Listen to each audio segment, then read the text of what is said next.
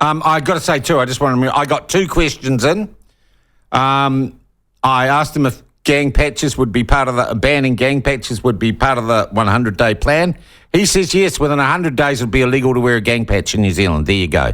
And also I said, who do you think is responsible for the fact that only 42% of New Zealanders trust the mainstream media? He was diplomatic enough not to go there, but it wasn't so much a question as a point being subtly made to Jason Walls and Jenna Lynch.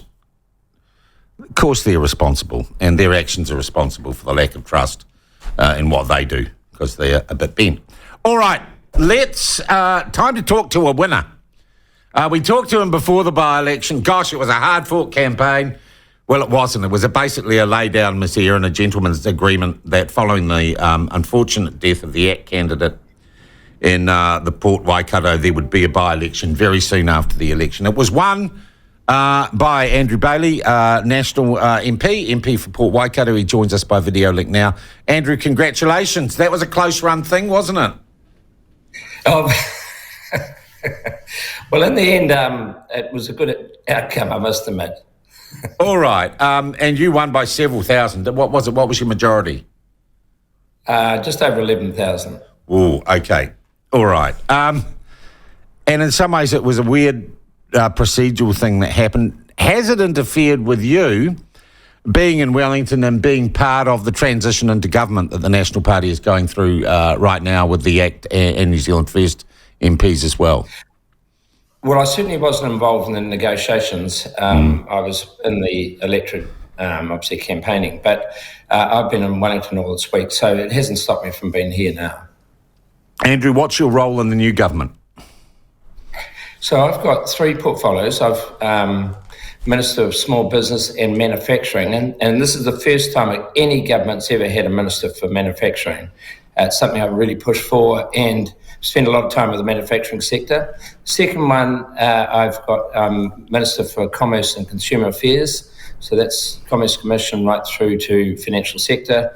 And the last one is Minister for Statistics.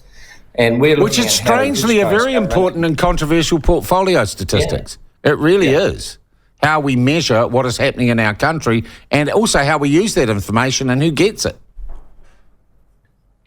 Yeah, exactly. And we're also looking at how we digitise government, and I think there's an element of that. But as you say, the importance of getting good data on New Zealanders and New Zealand and businesses in particular, and also who has access to that and how we actually deploy it and use it strategically, I think, for the betterment of New Zealand. I think that's a really exciting area. All right. Do you have an agenda? Do you have anything that you want to achieve in the first 100 days or over a longer time period in any of those portfolios? Is there anything in consumer affairs that you think needs to be dealt with or needs to be changed, or indeed the Commerce Commission, the way that operates? Well, the Commerce and Consumer Affairs portfolio is quite a big portfolio. As I sort of indicated before, it covers the regulation of the financial services sector, Commerce Commission, right through to, if you buy a product and you don't get the right product or service or whatever. So one of the big areas in that is the regulation around the financial services sector, banks, insurance companies and all that sort of stuff. And that's been layered up over the last 20 years. And it's one of the areas I want to declutter and make sure that people are much more clear about what their obligations are and also who they're responsible to.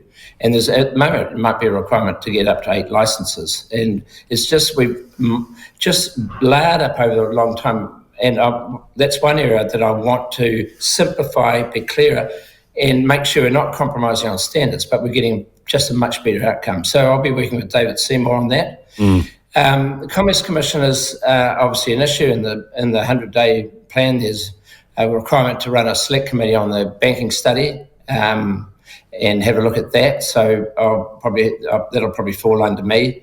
And does that also cover supermarket regulation and the new supermarket commissioner? Yeah, this is the second element in the agreement. If you look at the agreement with New Zealand First or a coalition agreement, is to make sure that we strengthen the rights of the food commissioner. The newly appointed food commissioner was appointed late last year, and also make sure that any reviews by the Commission actually focus on reducing competition, actually clearing away all the decks so people can actually get in there and compete, particularly, as you say, or infer with the supermarkets. As Minister of Statistics, they oversee the census, right? They oversee They do the census. Oh, certainly, yeah. Yeah, certainly. okay.